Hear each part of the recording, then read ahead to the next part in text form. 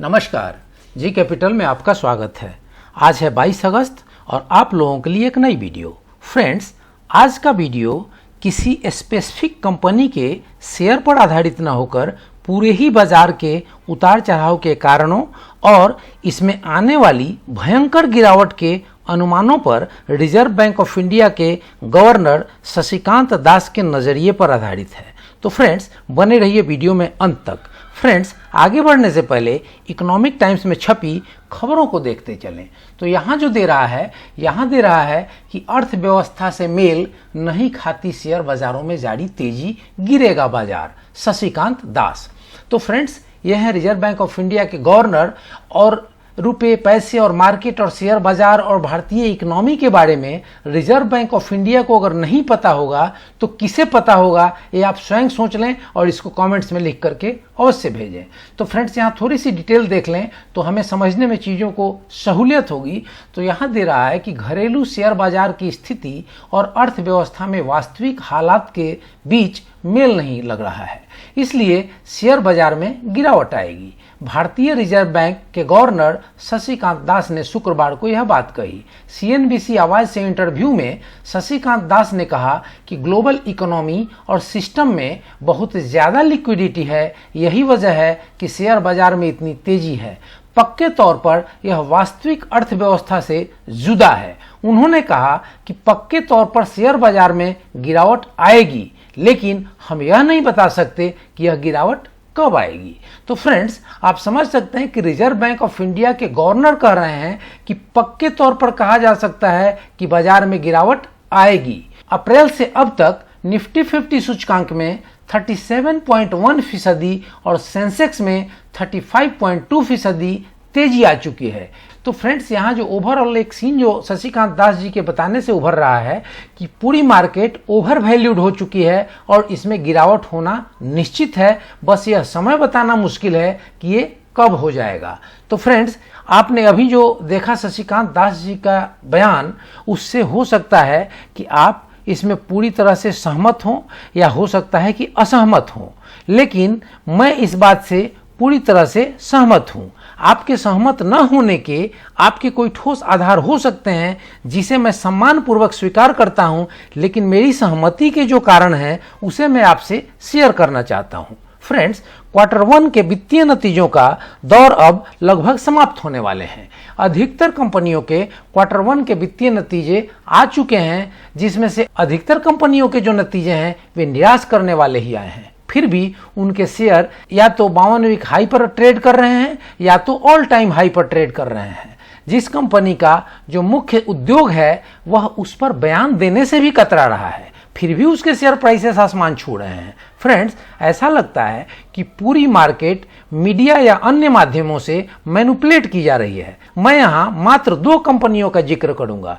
पहली कंपनी है जिसके थोड़े दिनों पहले रिजल्ट आए थे, वह है रिलायंस इंडस्ट्रीज, और दूसरी कंपनी है जिसके 2 से 3 दिनों पहले रिजल्ट आए हैं, वो है आरती इंडस्ट्रीज। तो फ्रेंड्स, इन दोनों कंपनियों के बारे में थोड़ी सी मैं पहली कंपनी के बारे में ब्रीफ कर दूं कि पहली कंपनी एक ऐसी दिग्गज कंपनी है जिसका नाम रिलायंस इंडस्ट्रीज है। यह देश ही नहीं, ये पूरी दुनिया के जो टॉप 50 जो कंपनी है मार्केट कैप के लिहाज से, उनमें यह स्थान रखती है। और इस कंपनी के ऊपर जो विशेषज्ञों की राय है उसको एक बार मैं अगर आपको दिखाता हूं तो आप चौंक जाएंगे। तो फ्रेंड्स, यहाँ पर दे रहा है कि Q1 के जो रिजल्ट होने वाले हैं उसमें जो ब्रोकरेज हाउसेस हैं उनका एक्सपेक्टेशन क्या है, और इसके ऊपर जो मैंने इसका लबुल हुआ बताऊंगा मैं अभी आपको। और दूसरी जगह दे रहा है कि Reliance Q1 result preview Jio likely to cushion Reliance industries Q1 financial year 21 earnings. तो फ्रेंड्स, आप समझ सकते हैं कि जो सबसे बड़ी दिग्गज कंपनी है, दुनिया की टॉप कंपनियों में से एक है, उसको भी कुशन की जरूरत पड़ रही है उसके अपने इनकम और उसके प्रॉफिट को बचाए रखने के लिए। तो समझ सकते हैं कि इकोनॉमी में कितनी बड़ी कमजोरी है और इकोनॉमी कितना कमजोर हो चुका है। फ्रेंड्स, इसमें जो एक्सपर्ट्स की राय है कि जो GRM है पेट्रोकेमिकल और रिफाइनरी बिजनेस का, उसका $10 से $8 प्रति बैरल हो गया है। और इसके जो जियो प्लेटफॉर्म की बात करें तो उसका जो ARPU है, ARPU, तो वह अभी फ्लैट है 124 रुपये। मात्र इसकी जो बढ़त हुई है वह केवल इसके सब्सक्राइबर के बेस बढ़ने से। तो फ्रेंड्स, जो भी यूजर हैं उन्होंने अलग से कोई एक्स्ट्रा पैसे खर्च नहीं किए हैं, यह बता रहा है। केवल सब्सक्राइबर सब्सक्राइबर बढ़े हैं, इस वजह से इसको प्रॉफिट होता दिख रहा है, जो ओवरऑल रिलायंस की प्रॉफिट का कारण बना है। तो फ्रेंड्स, सबने यहां अपनी रिपोर्ट में रिलायंस इंडस्ट्रीज के प्रॉफिट में कमजोरी की बात की है कि उसका प्रॉफिट कम होना चाहिए, किंतु सरकार के द्वारा कॉरपोरेट टैक्स में दी गई छूट का फायदा सभी कंपनियों को मिला है। निश्चित रूप से इससे उनका मुनाफा बढ़कर के आया है, और यही बात रिलायंस इंडस्ट्रीज के साथ भी हुई है। रिलायंस इंडस्ट्रीज की जो मुनाफा बढ़ी है उसमें रिलायंस इंडस्ट्रीज के अपने कारोबार से बढ़ने की स्थिति नहीं है।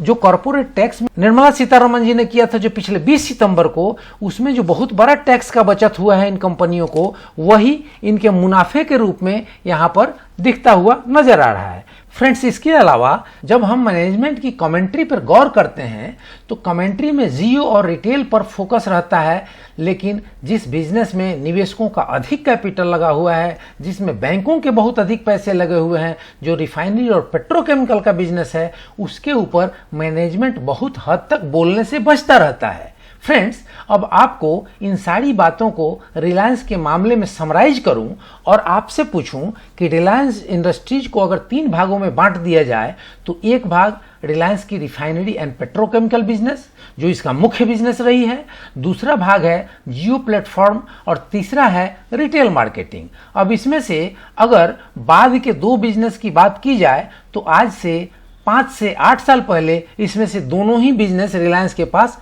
नहीं हुआ करते थे। फिर भी रिलायंस इंडस्ट्रीज देश की एक दिग्गज कंपनी थी।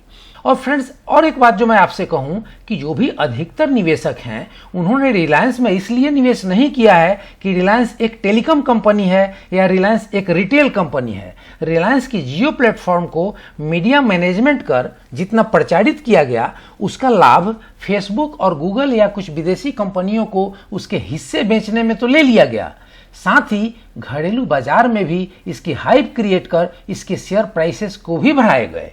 लेकिन फ्रेंड्स, अगर बात करें धरातल की, बात करें वास्तविकता की, तो आप यहां देखेंगे कि सुप्रीम कोर्ट के इस कमेंट को कि आरकॉम के स्पेक्ट्रम का यूज चूंकि जियो कर रही है तो उसके 36,000 करोड़ का एजीआर बकाया भी जियो को देना पड़ेगा, आपने मीडिया में कहीं भी ये न्यूज नहीं सुना। तो फ्रेंड्स, फेसबुक को बेचे गए 43,000 करोड़ रुपए तो एजीआर चुकाने में ही चले जाएंगे।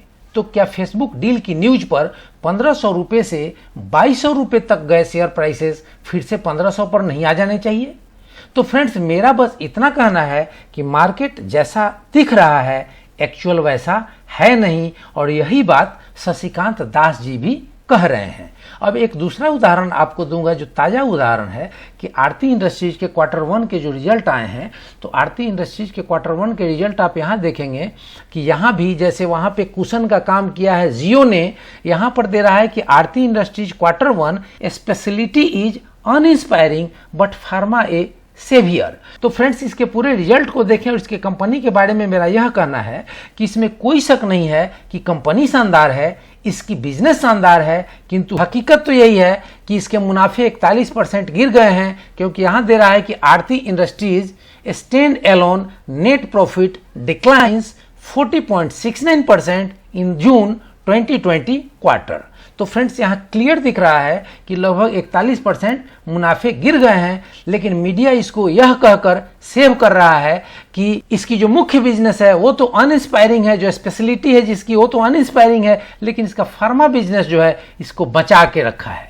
तो फ्रेंड्स, जिस कंपनी का प्रॉफिट या जो कंपनी को किसी उसकी सब्सिडरी कंपनी ने केवल बचा भर लिया हो, तो फ्रेंड्स, आप यहां ध्यान देंगे कि जिस बड़ी कंपनी को उसकी एक डिवीजन ने उसे बचा भर लिया हो, तो उसके शेयर प्राइसेस की मूवमेंट क्या होनी चाहिए, आप इसे कमेंट्स में लिख करके अवश्य बताएं, क्योंकि आपके मनोभाव और मनोदशा को भी हम जानना चाहेंगे, क्योंकि वीडियो में केवल वन वे डिस्कशन होता है और आपके जो कमेंट्स होते हैं उससे हमें आपकी बातों को समझ पाते हैं कि एक्चुअल हमने कहाँ गलती की और हमें अपनी गलती को क्या सुधार करना चाहिए। तो फ्रेंड्स, आप यहाँ जब इसके प्राइस मूवमेंट को देखेंगे तो चीज़ों को समझ पाएंगे। इनका रिजल्ट आया था लगभग 13-14 के आसपास, और 13-14 के आसपास जब इसमें रिजल्ट आया है कि 41% इसकी प्रॉफिट गिर चुकी है, उसके बाद आप देख सकते हैं कि इसकी प्राइस की मूवमेंट क्या है। फ्रेंड्स, आप देखेंगे कि इसके जो 52 वीक और इसकी ऑल टाइम हाई थी 5 मई 2020 को, जिस दिन हाई बना रहा था 1192 रुपये, लेकिन आप यहां देखेंगे कि जो पिछला ट्रेडिंग सेशन है उसमें इसने अपनी ऑल टाइम हाई और 52 वीक हाई दोनों 1229 रुपए का बना रहा था, वह भी तब जब कंपनी का मुनाफा आधा हो चुका है। फ्रेंड्स, ऐसा सीन तो तब बनना चाहिए था जब कंपनी का मुनाफा डबल हो गया हो।